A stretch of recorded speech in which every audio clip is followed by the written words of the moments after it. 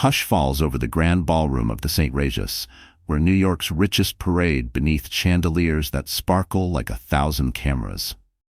Tonight is the heart of the city gala, the year's ultimate event, a place where legacies are built, secrets are traded, and the powerful gather to be seen. No one suspects that before midnight, this glamorous world will shatter in front of their eyes.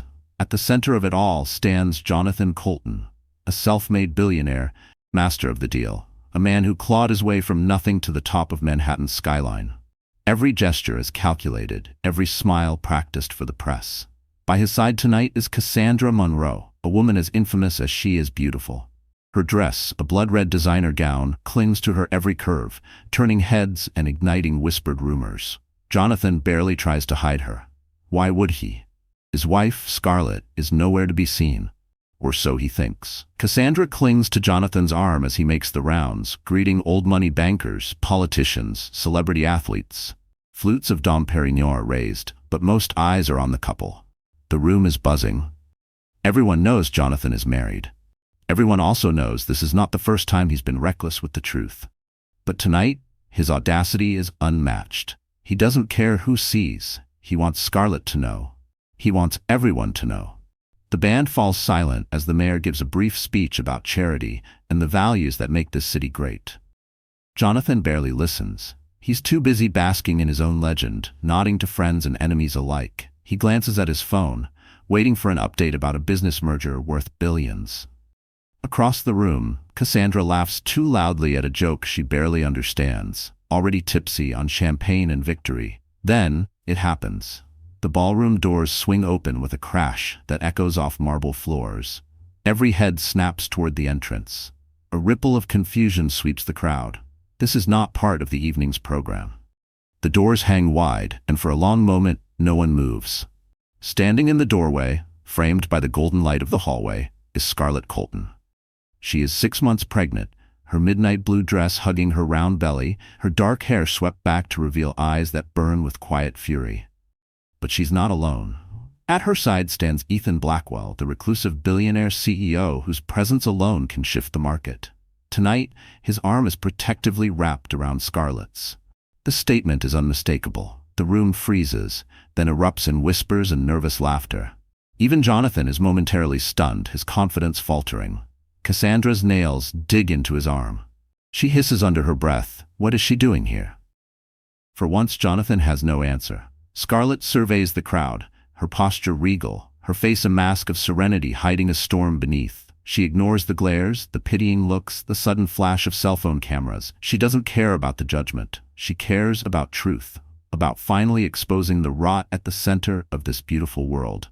A hush returns as Scarlett steps forward, her heels clicking sharply on the marble. Jonathan tries to intercept her, but Ethan's presence makes him hesitate. For years, Jonathan has thrived on intimidation and manipulation. Tonight, he feels a twinge of fear. Scarlett stops before the main table, every guest watching. She addresses Jonathan, but her voice is loud enough for all to hear. "Jonathan, I thought I'd find you here, with her." Her gaze flickers to Cassandra, who bristles, lips curled in a sneer. "I just wanted to thank you, Jonathan, for showing me who you truly are. For reminding me that no matter how much you build, the truth will always find its way to the surface." The crowd gasps. A few people try to stifle laughs, others glance nervously at the press. The air is electric, every word etched into memory. Jonathan stammers, struggling to regain control. "Scarlett, let's not do this here. This isn't the time." But Scarlett doesn't flinch. "No, Jonathan, you made your choices public. So let's be honest with everyone." Her hand goes to her belly, steady and protective. "I'm not here to beg. I'm not here for revenge. I'm here because you can't erase me. Or our child. No matter how hard you try." Cassandra tries to insert herself, her voice sharp with contempt. "This isn't your world anymore, Scarlett. You should just leave." Scarlett looks her up and down, unfazed. "I built this world, Cassandra. I was here before you, and I'll be here long after you're gone." Ethan's quiet strength beside her is enough to silence the remaining doubters. He says nothing, but his hand on Scarlett's shoulder tells the entire room whose side he's on. Suddenly, a flash from a paparazzi camera cuts through the tension. The press senses blood in the water. Social media lights up as guests scramble to tweet and text what's unfolding. Jonathan's empire, his reputation, his myth of control, crumble with every click. Scarlett's voice softens, but carries even further. You thought you could humiliate me, Jonathan, but the real shame is yours, and tonight, the whole world will see it. She turns, calm and unhurried, and lets Ethan escort her from the ballroom. The crowd parts before her like the Red Sea, no longer whispering but openly staring in awe. Tonight, Scarlett Colton isn't the abandoned wife, the victim, the footnote in Jonathan's story. She's the beginning of a new legend. And as she disappears into the hallway, the guests realize they've just witnessed history, the moment power shifted forever. Scarlett Colton always knew how to blend in.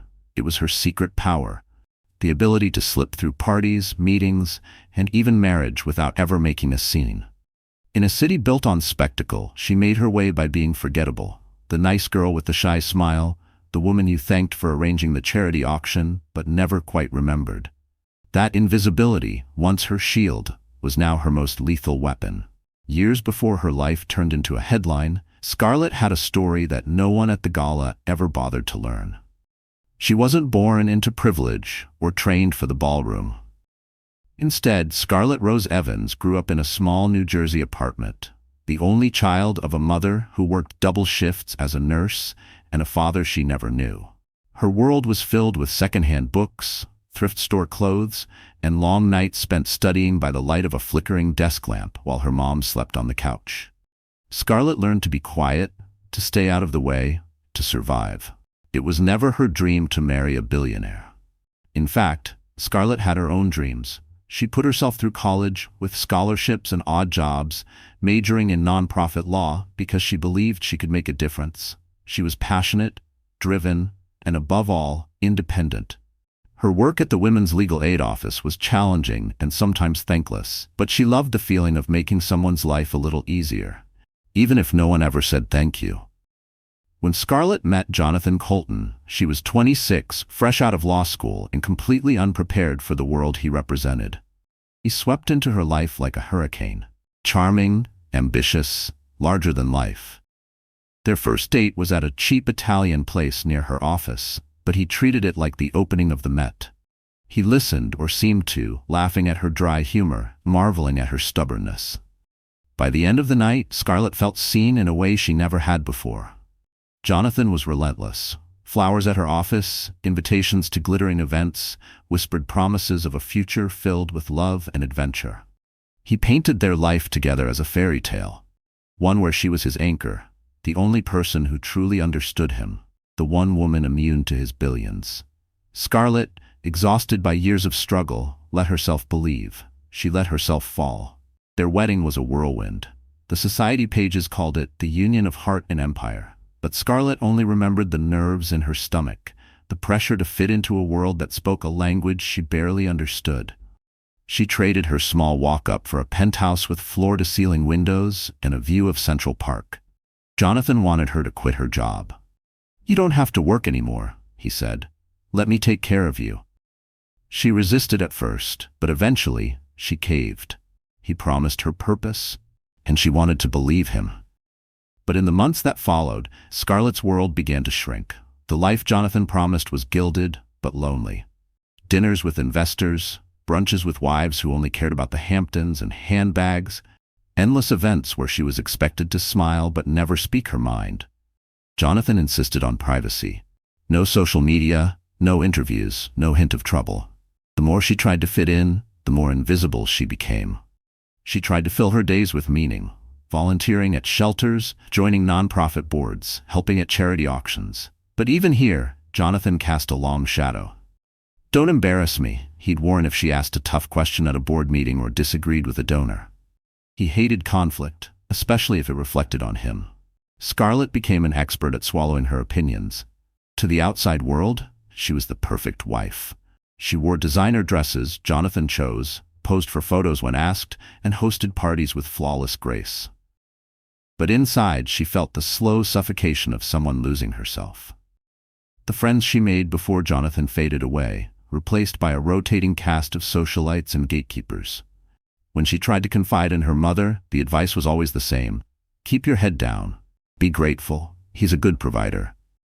For a while, Scarlett convinced herself this was enough. She focused on the good days, Jonathan's rare flashes of genuine affection, the nights they shared stories from their childhoods, the little moments when he let his guard down and just held her. She wanted to believe those moments meant something. But as Jonathan's empire grew, the distance between them widened. His business came first, always. He traveled constantly, took meetings at all hours, and stopped coming home for dinner. When Scarlett became pregnant, she hoped things would change. She imagined Jonathan softening, finding joy in their new chapter, maybe even turning to her for support. For a while, it seemed to work. Jonathan was attentive, excited to share the news with his parents, promising to be there for every milestone. Scarlett let herself hope, but the old patterns returned. Jonathan's phone calls grew shorter, his patience thinner. He snapped at Scarlett for small things. Buying the wrong baby blanket, not smiling enough at a gala, asking too many questions about his business deals. He started staying out later, blaming work dinners that ended with the scent of unfamiliar perfume on his shirts. Scarlett tried to rationalize, to excuse, to forgive. But deep down, she knew.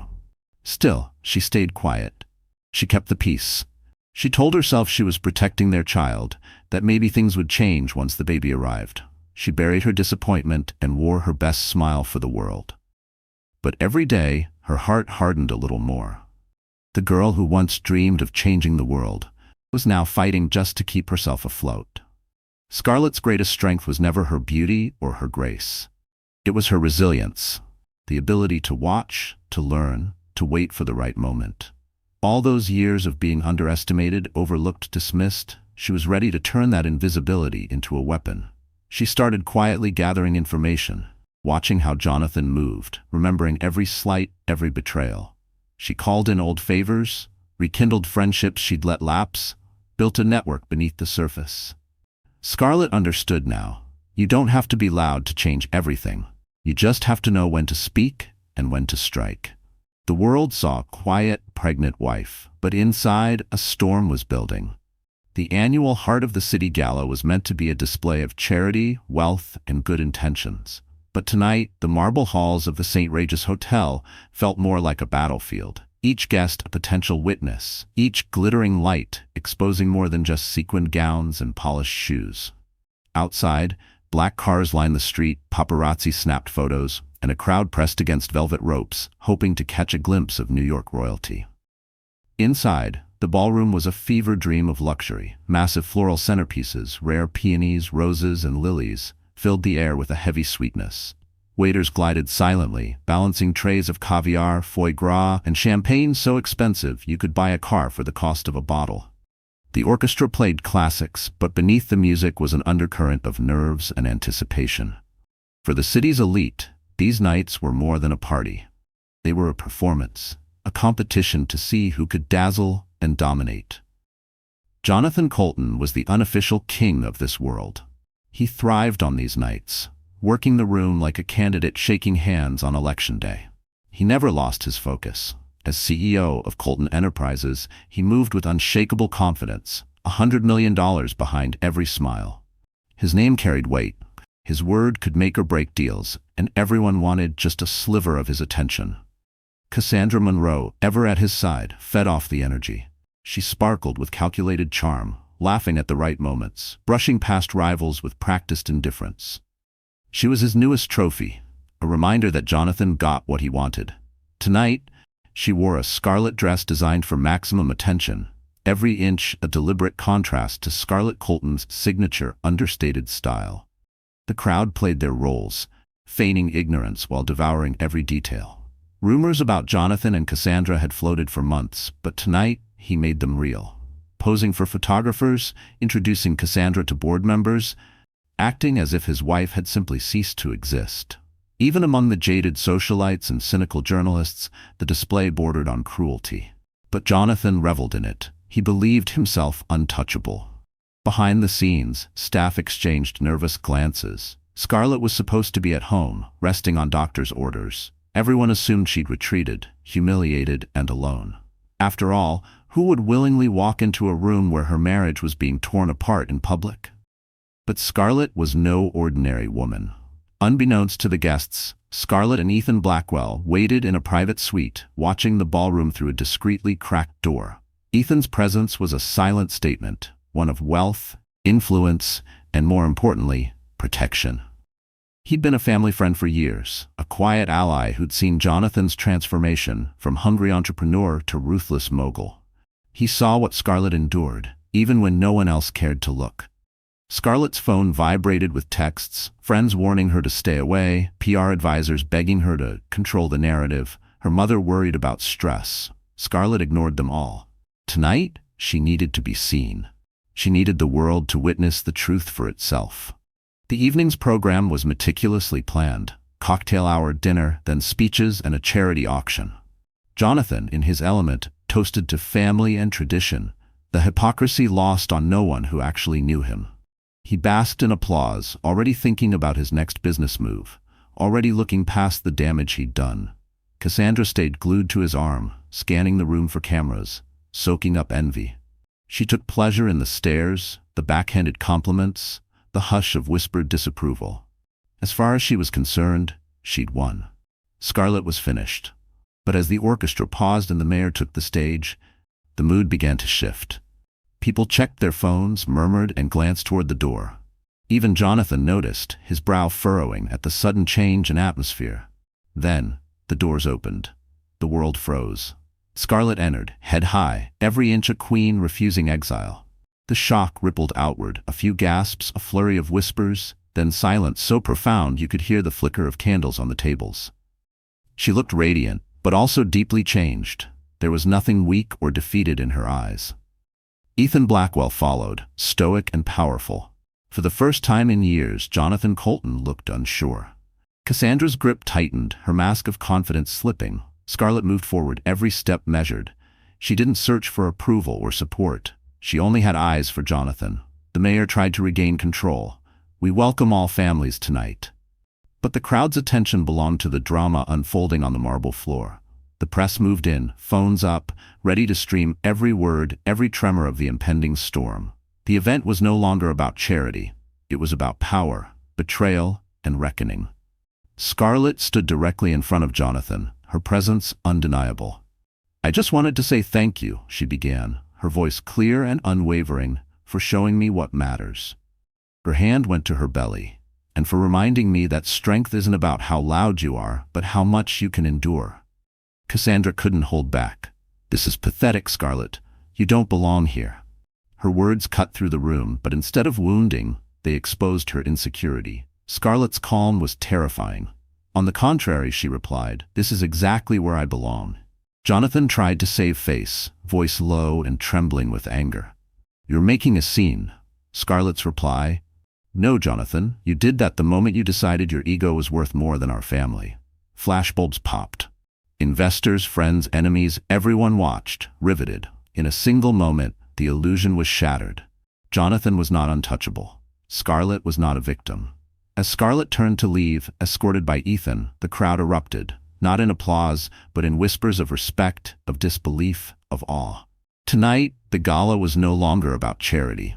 It was about the birth of a new legend, forged in fire and humiliation. And as Scarlett walked out, her strength and dignity lit the way for every silent woman who had ever been told to know her place. If Scarlett was the invisible queen, then Cassandra Monroe was the master of spectacle, the queen of calculated chaos. Cassandra didn't come from money.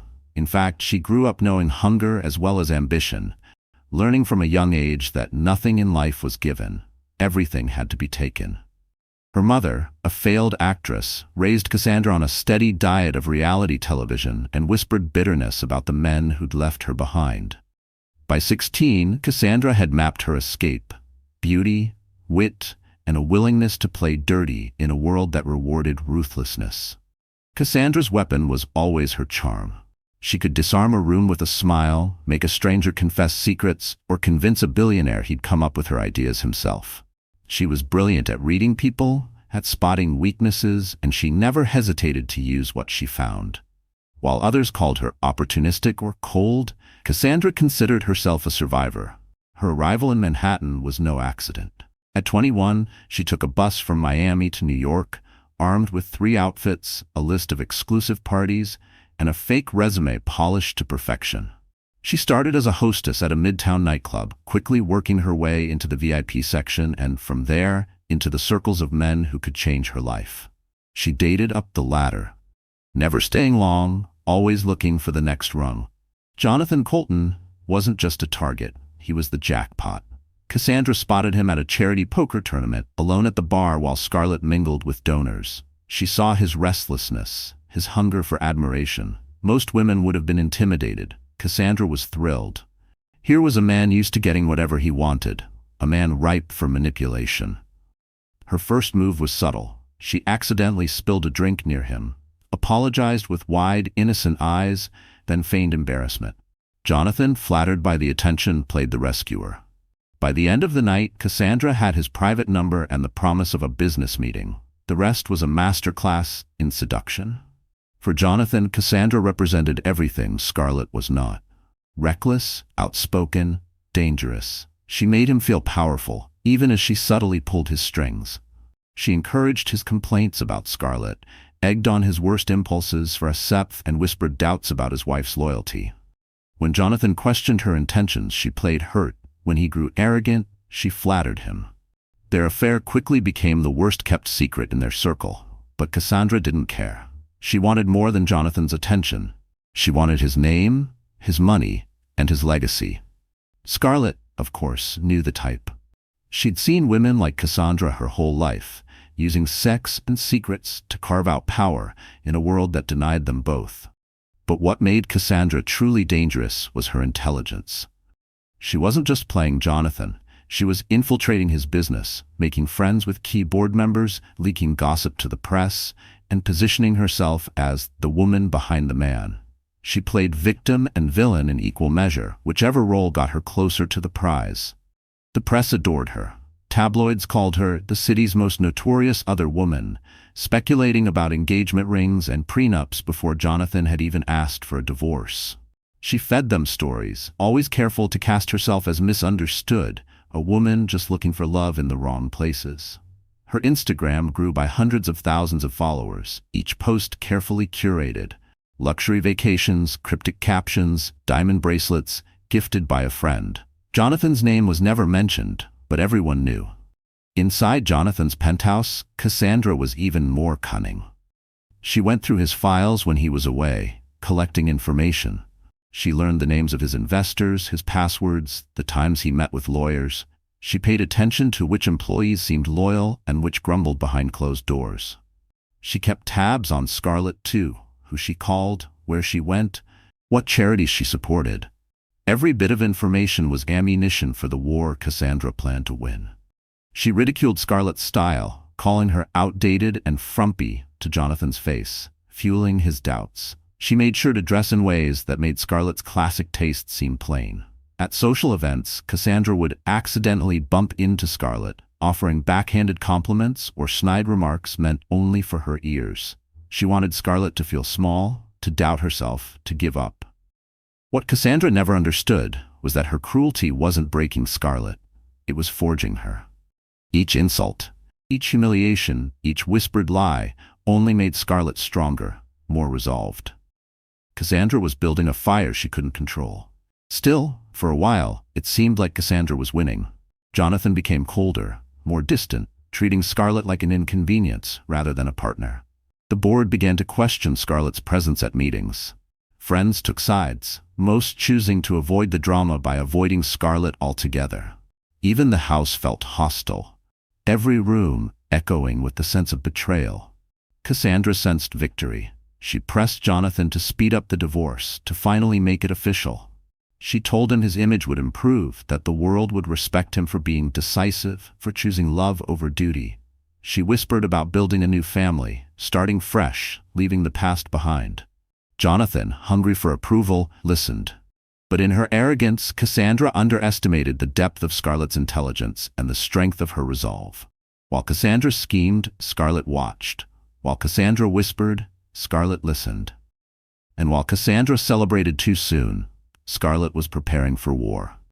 By the time the gala arrived, Cassandra felt certain of her victory. She flaunted her relationship, paraded through the ballroom, and waited for Scarlett's inevitable defeat. What she didn't see, what she could never understand, was that the real power had never belonged to her.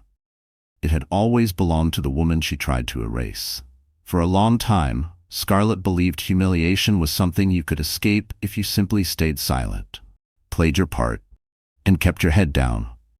But nothing prepares you for the sting of betrayal played out on a public stage. That night at the heart of the city gala, Jonathan and Cassandra made sure the world would see Scarlett's heartbreak, and they savored every moment.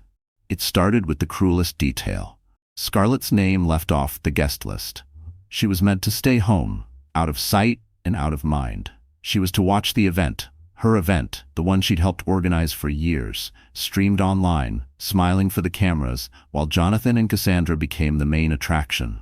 But fate had other plans. The whispers began early, spreading like wildfire. "Did you hear? Jonathan's bringing Cassandra tonight."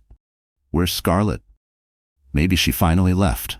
Eyes flickered to the entrance with every arrival, hoping for scandal, and they were not disappointed. Jonathan appeared with Cassandra on his arm, a vision of audacious confidence, as if daring the world to challenge him. They posed for photos, Cassandra pressed close, Jonathan's hand at the small of her back, a touch once reserved for Scarlett, now a declaration of replacement. The room buzzed with tension, even as laughter and polite conversation tried to cover the discomfort. Investors nudged each other, board members exchanged glances, and journalists took mental notes for tomorrow's headlines.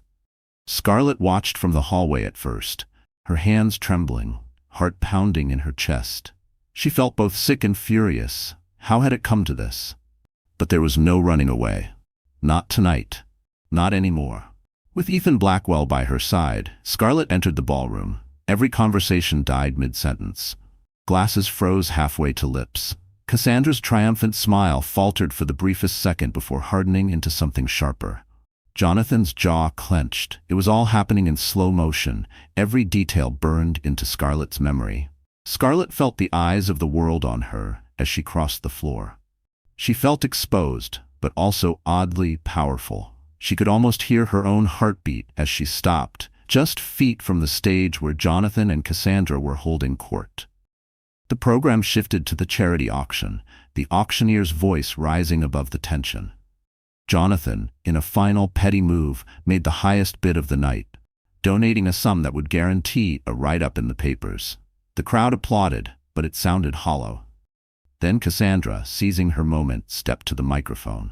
"I'd like to thank Jonathan Colton, not just for his generosity, but for showing what true partnership looks like."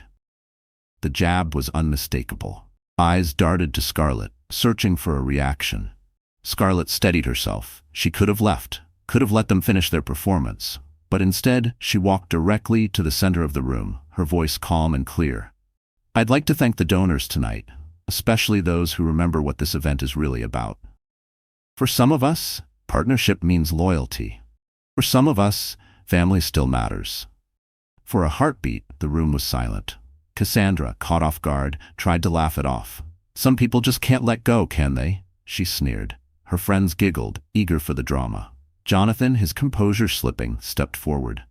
"Scarlett, please, don't do this here." Scarlett locked eyes with him, refusing to back down.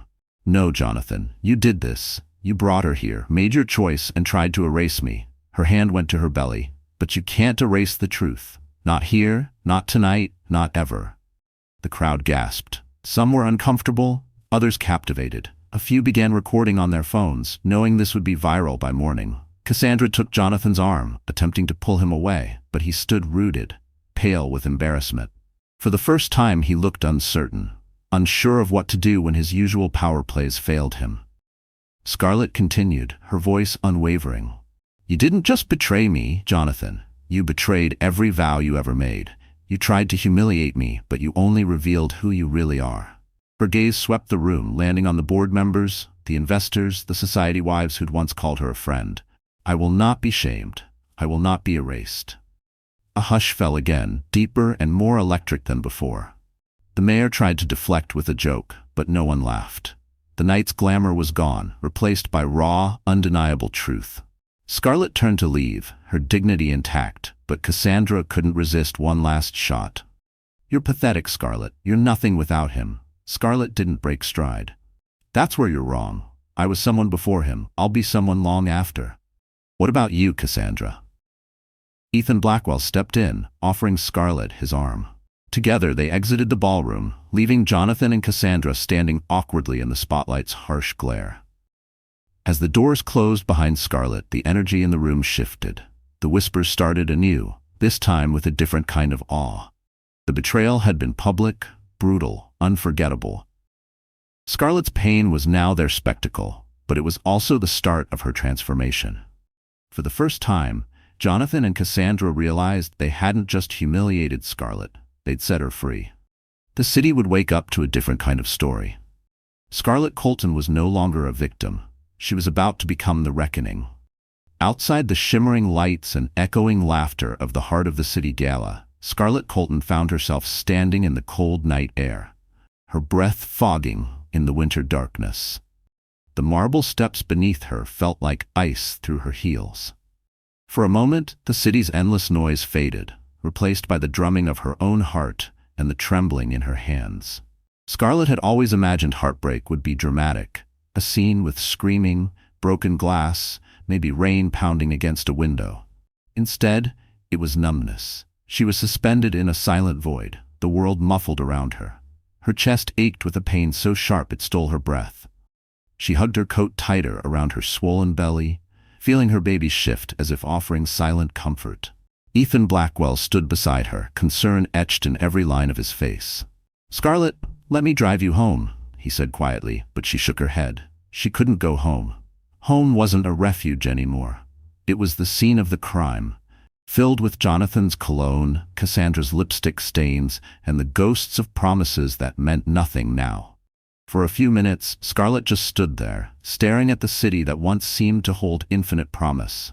The humiliation replayed in her mind, each word Cassandra spat echoing louder, each of Jonathan's dismissive looks cutting deeper. For years, Scarlett had endured in silence, believing things would get better if she just loved harder, gave more, stayed smaller.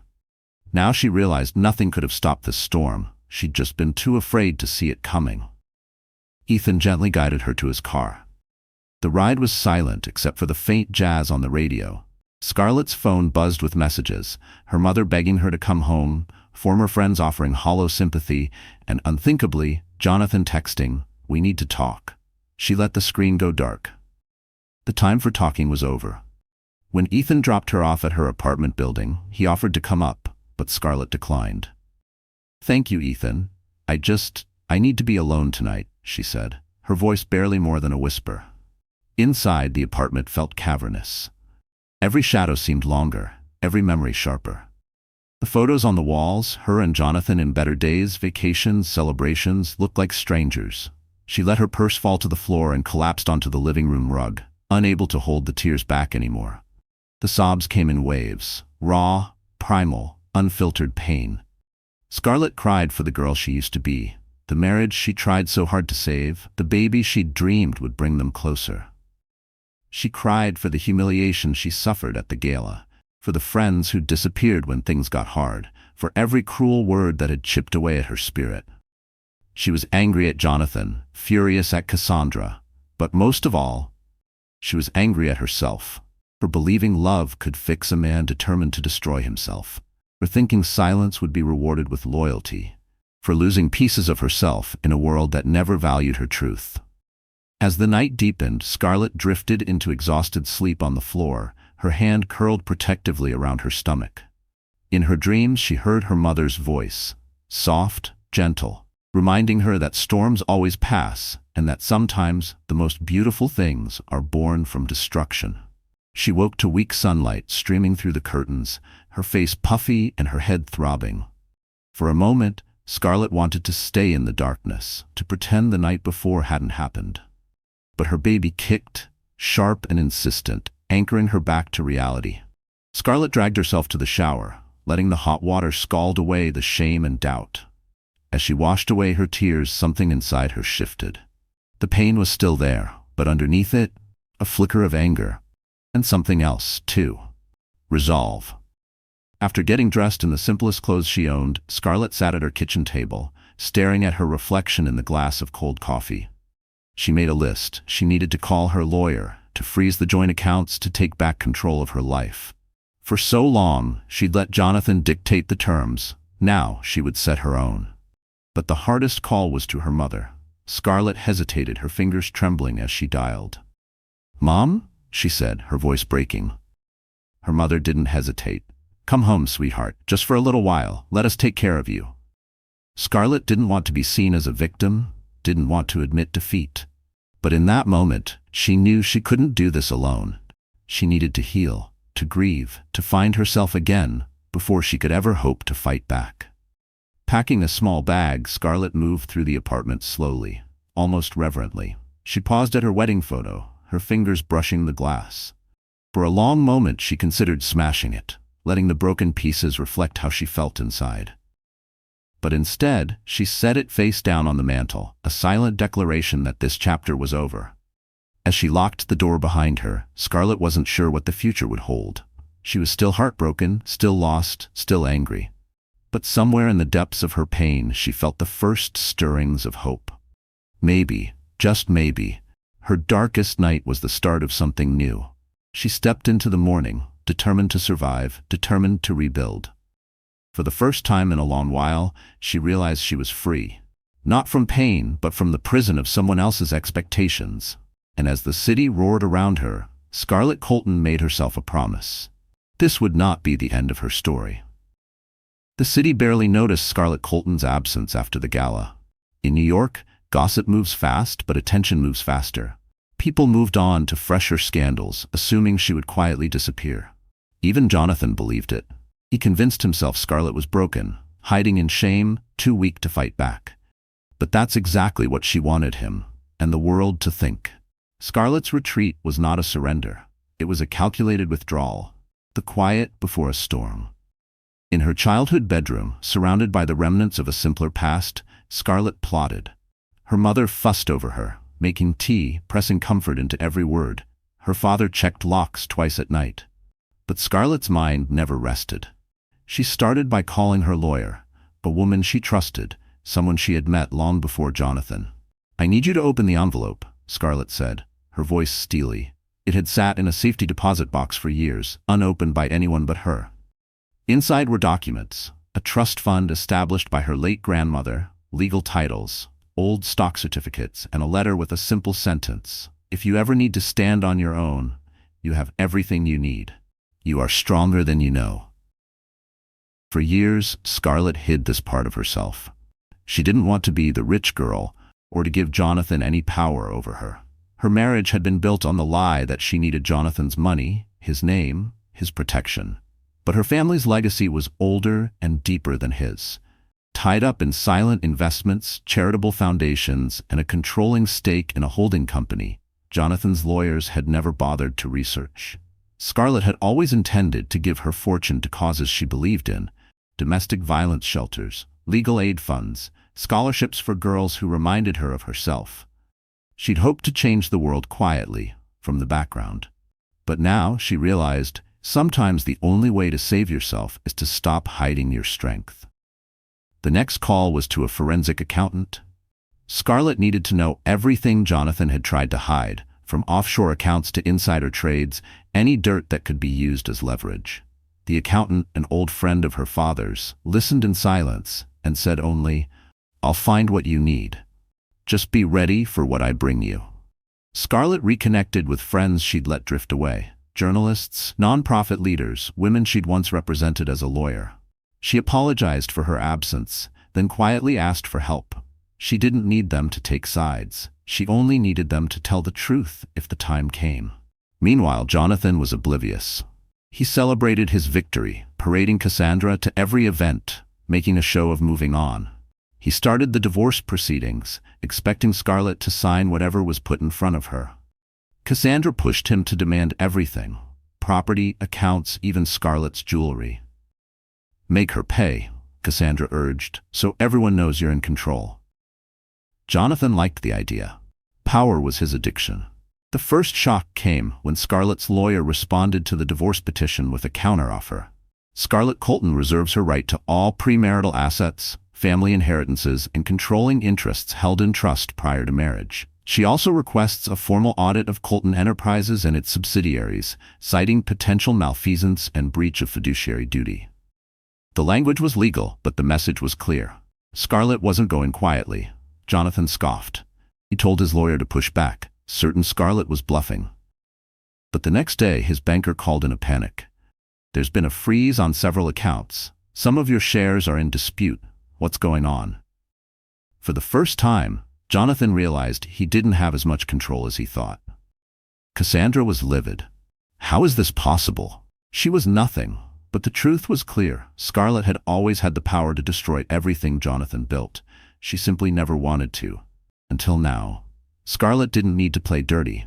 She let the facts speak. Her lawyer delivered documents showing her independent wealth, her board seats, her voting rights. She quietly informed Colton Enterprises that she would be attending the next shareholder meeting, and that she would be bringing questions about recent expenditures, missing funds, and conflicts of interest. In private, she reached out to Ethan Blackwell. "I need your advice," she said. Ethan listened as Scarlett laid out her plan. "You could run Colton Enterprises yourself," Ethan said. "You have the skill, the assets, and more respect than Jonathan ever did. Why not take what's yours?" Scarlett hesitated, but the idea took root. Meanwhile, Jonathan's world started to unravel. The board was suddenly nervous. Investors demanded answers. The press caught wind of the internal battle, speculating about the return of the real Mrs. Colton. For the first time, public opinion shifted in Scarlett's favor. She wasn't the abandoned wife anymore. She was the wronged heiress, the woman taking on a cheating billionaire and his gold-digging mistress. Scarlett moved with quiet precision. She didn't gloat or attack. Instead, she presented herself as steady, reasonable, and, above all, strong. She made one public statement. "I have always believed in family, in honesty, and in using one's privilege for good. I will not allow my name or my child's to be tarnished by greed or betrayal." For years, Jonathan had relied on Scarlett's silence. He never dreamed she would fight back, much less outplay him at his own game. But as the days passed and the evidence piled up, even Cassandra began to see the truth. Scarlett was not just a wife. She was an empire. And for the first time since her world fell apart, Scarlett felt powerful. Not because of her inheritance, but because she was done hiding. The secret was out, and she was ready to rewrite the rules. The city that once overlooked Scarlett Colton was now watching her every move. In the days following her legal counterstrike, news outlets ran stories about the mysterious heiress taking on her cheating billionaire husband. Commentators who once dismissed her as just a wife were now calling her brilliant, relentless, and, above all, dangerous. The old narrative had been shattered. Scarlett was no longer a shadow. She was a force. But for Scarlett, transformation wasn't just about headlines or money. It was about reclaiming her sense of self. She started with the small things, the daily rituals she had once abandoned in the name of being a perfect wife. Each morning, she made her own breakfast, brewed her own coffee, and wrote in a journal, not for anyone else but for herself. She took long walks, letting the city's noise fuel her determination. For the first time in years, she wore what she wanted. Sharp blazers, tailored pants, bold colors that announced her presence. Her physical transformation followed. She booked an appointment at a top Manhattan salon. Not the one Jonathan's assistant used, but the one she loved before she was ever a Colton. The stylists welcomed her back, eager to help her shed the last traces of her old life.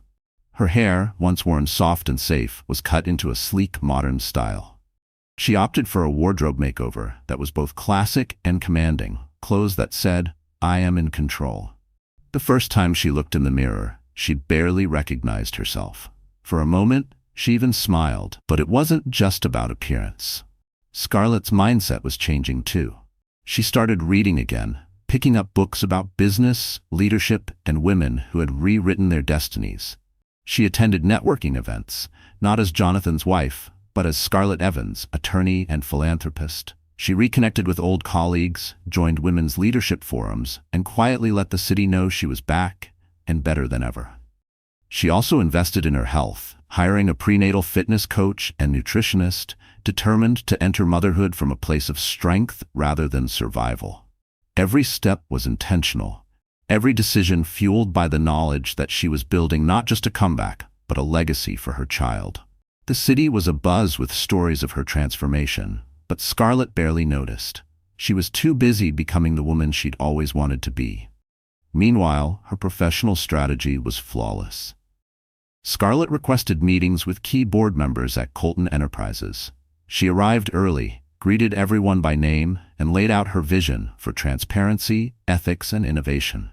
Many board members, long tired of Jonathan's bullying and excess, were surprised and deeply impressed. One told her privately, "You have the presence of a real leader, Mrs. Colton. The company needs you now more than ever." Scarlett didn't just stop at business. She launched a new charitable initiative in her own name, supporting women in crisis and young mothers rebuilding their lives. She made a high-profile donation to the very shelter where she once volunteered, giving interviews about the importance of female empowerment and financial independence. "No woman should ever have to choose between dignity and survival," she told a national morning show. Her words went viral, inspiring thousands who saw their own struggles reflected in her courage. The media ate it up. Glossy magazines called her the comeback queen, while financial reporters praised her as a visionary with more integrity than half the men on Wall Street. Social media exploded with hashtags: Shash, Scarlett Strong, Rewrite the Legacy. For the first time, Scarlett felt the full weight of her influence. The woman Jonathan and Cassandra tried to erase was now setting the standard. Jonathan, meanwhile, was losing ground fast. His reputation was in tatters. Board members questioned his leadership. Investors threatened to pull out. Cassandra tried to do damage control, but she was no match for Scarlett's intellect or the tidal wave of public support now backing her. Jonathan's calls to Scarlett went unanswered. His lawyers received only cold, professional replies from her team. Scarlett's transformation culminated at the next Colton Enterprises board meeting. She arrived in a striking white suit, her head held high, her belly a visible symbol of her future and strength. Cameras flashed as she entered, not as a guest, but as a major shareholder with voting power. Jonathan tried to minimize her, cracking jokes and raising his voice. But Scarlett didn't flinch. When the meeting began, Scarlett calmly laid out the financial misconduct, the ethical breaches, and her plan to restore the company's reputation. She called for a vote of no confidence in Jonathan's leadership. The room fell silent. One by one, hands rose, enough to strip Jonathan of his position. Cassandra, realizing her power was gone, stormed out. The press documented every moment. By the end of the day, headlines blared: "Pregnant wife ousts billionaire husband in boardroom coup." Scarlett declined interviews, preferring her actions to speak for themselves. She left the building surrounded by supporters, her transformation complete. That night, alone in her new apartment, Scarlett let herself finally breathe. She wasn't just surviving, she was thriving. And the world, once determined to keep her silent, was now hanging on her every word. Scarlett knew the fight wasn't over, but she'd already won the most important battle. She had taken back her story, her power, and her future. And this was just the beginning. The aftermath of Scarlett's boardroom victory spread across the city like wildfire. Every news channel ran clips of her striding into Colton Enterprises in that white suit, her belly unmistakable, her posture unyielding. Newspapers devoted front-page headlines to her triumph. For weeks, the question on everyone's lips was the same: how did the quiet wife topple a billionaire, and what would she do next? But for Scarlett, the real reckoning had only begun. Jonathan Colton's world collapsed almost overnight. Major investors, wary of scandal and eager for a new era, withdrew their support. The company's board, once packed with Jonathan's yes-men, welcomed Scarlett as interim chairwoman. Employees who'd once feared speaking up now lined up to share their stories of mismanagement, intimidation, and even corruption under Jonathan's rule. The company's stock, volatile after months of rumors, began to stabilize as Scarlett's vision and discipline took hold. Meanwhile, Cassandra Monroe's fall from grace was as rapid as her ascent. The tabloids, always hungry for a villain, now pounced on her as the manipulative other woman. Exclusive interviews dried up, socialites stopped returning her calls, invitations to the city's most exclusive events vanished. Even her Instagram following, a source of her self-worth, plummeted as the public soured on her narrative. For years, Cassandra had defined herself by her ability to outmaneuver other women. Now she was yesterday's news. Scarlett, however, didn't waste time gloating. Her revenge was never about making Jonathan or Cassandra suffer. It was about reclaiming her dignity, her agency, and her future. Still, the world demanded a show, and Scarlett was ready to deliver. Her first move was bold. She called a special shareholders gala, inviting press from around the globe. The invitation itself was a masterstroke, printed on thick white cardstock with gold lettering. The tagline was clear: a new chapter, honoring integrity, innovation, and inclusion. Jonathan and Cassandra were both invited. The city buzzed with anticipation, speculation running wild about what Scarlett would do. The night of the gala, the ballroom pulsed with electricity. Industry leaders, philanthropists, and journalists crammed inside. Jonathan arrived, trying to appear unbothered, but his forced smile fooled no one. Cassandra entered quietly, avoiding cameras, desperate to blend into a world that no longer belonged to her. Scarlett arrived last, making an entrance that silenced the entire room. She wore a deep emerald gown, the color of power and rebirth, with her hair swept back and her shoulders squared. Flanked by key board members and respected leaders, Scarlett commanded the room not with drama, but with effortless authority. Gone was the woman who once stood in Jonathan's shadow. In her place was a queen. The program began with speeches from the board, praising Scarlett's leadership and vision. Employees shared stories of the company's new culture of transparency and respect. Then, as the crowd held its breath, Scarlett stepped up to the podium. She spoke of lessons learned, the dangers of unchecked ego, the cost of silence, the power of resilience. She never mentioned Jonathan or Cassandra by name, but everyone in the room understood who she meant. "It is not enough to inherit a legacy," she said, her voice ringing clear. "We must build a future worth inheriting. Tonight is not just about my story. It is about every woman who has been told to sit down, to stay quiet, to accept less. To those women I say, take your place. The world needs your voice." The crowd erupted in applause, some even standing in ovation. Reporters scrambled to send updates. Jonathan, red-faced and fidgeting, tried to slip away quietly, but more than one guest blocked his path. Men and women eager to distance themselves from his toxic brand. Cassandra, barely holding back tears, left early. For the first time in her life, she realized just how empty victory could feel when it's built on someone else's pain. Scarlett, meanwhile, stayed long after the program ended, meeting with young professionals, mentors, and single mothers she'd invited as guests of honor. She made sure the night was not just a win for her, but for every person who'd been overlooked, underestimated, or silenced. The next morning, the internet exploded with clips of her speech. Hashtags like #ScarlettReckoning and #NewLegacy trended globally. Young women posted videos telling their own stories, inspired by Scarlett's strength. Business magazines hailed her as a new kind of leader, one who led with heart as well as strategy. But perhaps the most satisfying moment came a week later, when Jonathan tried to rally his remaining allies and found none left. Even former rivals called Scarlett to offer support or ask for her insight. She received invitations to serve on major philanthropic boards and was approached about writing a memoir. Her lawyer, smiling, delivered news that the final divorce settlement was finished. Scarlett would retain full control of her own assets, major holdings in Colton Enterprises, and her dignity, something no one could ever take again.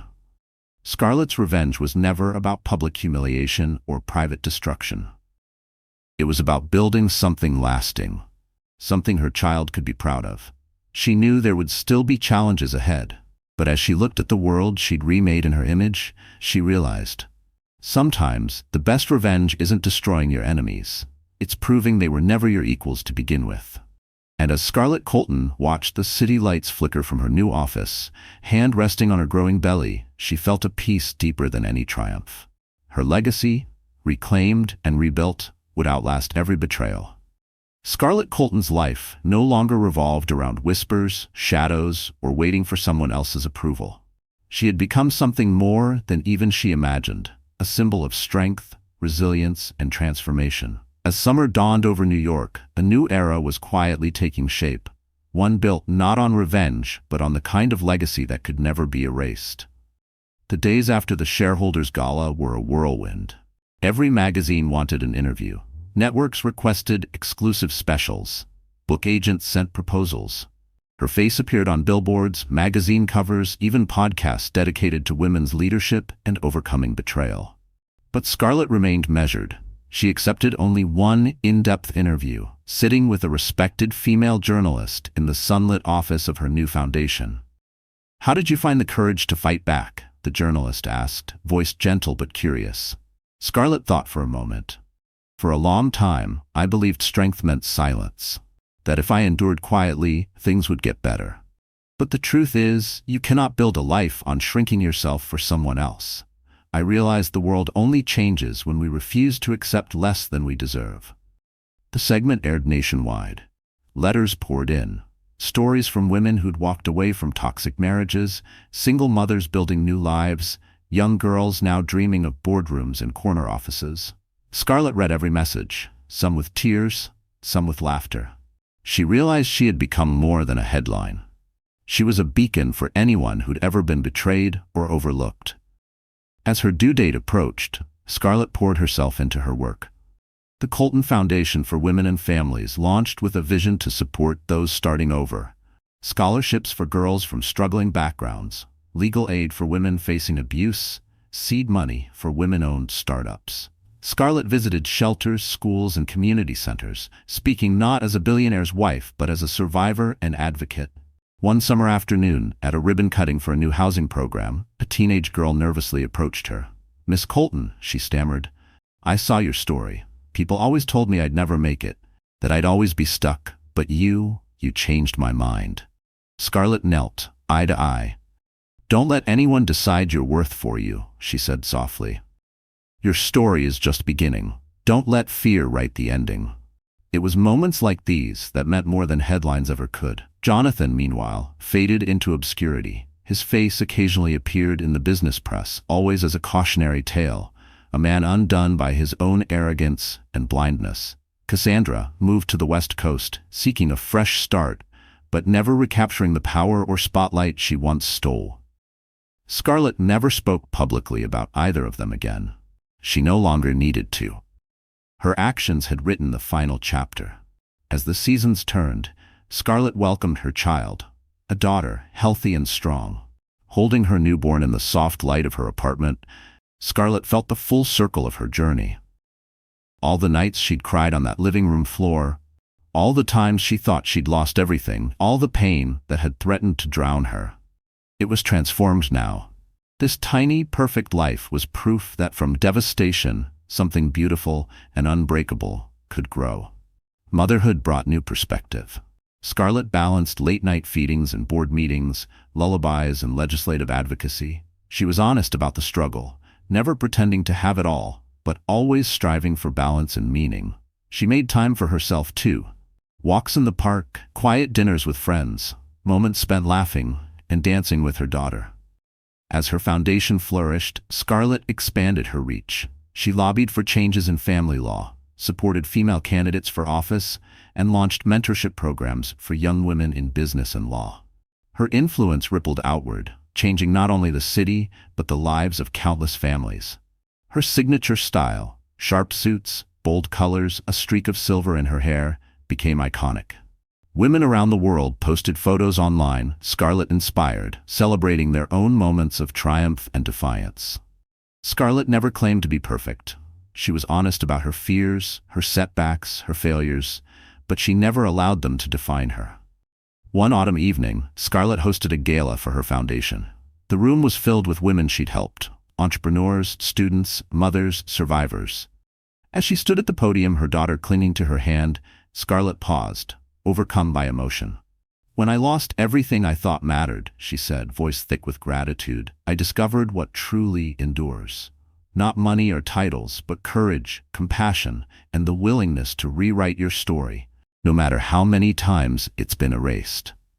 The applause was thunderous, but it was the quiet smiles, the grateful hugs, the whispered thank yous afterward that lingered.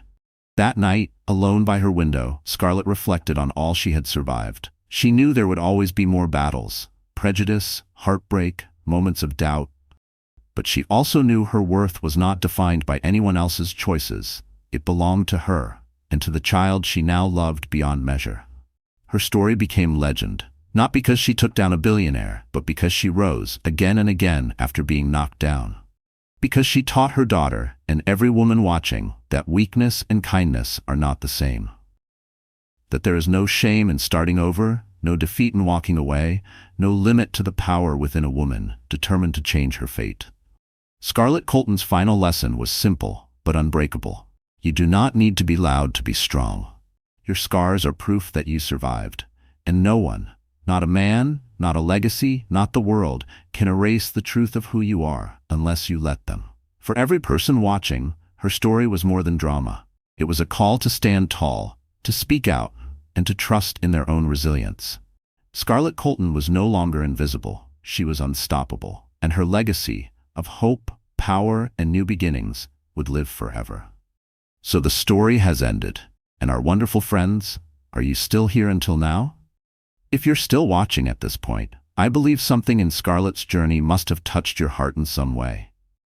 And honestly, maybe it's because deep down we all know what it feels like to be underestimated, to be hurt, or to wonder if we're strong enough to start over.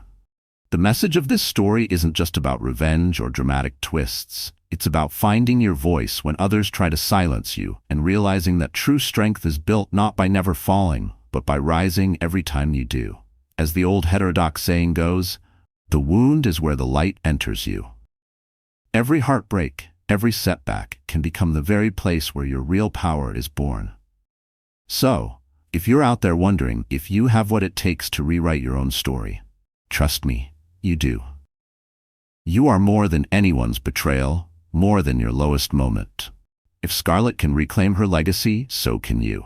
If you felt moved or inspired, please like, comment below with your thoughts or your own story, share this video to lift someone else up, and don't forget to subscribe to our channel for more stories that remind you your life is worth fighting for.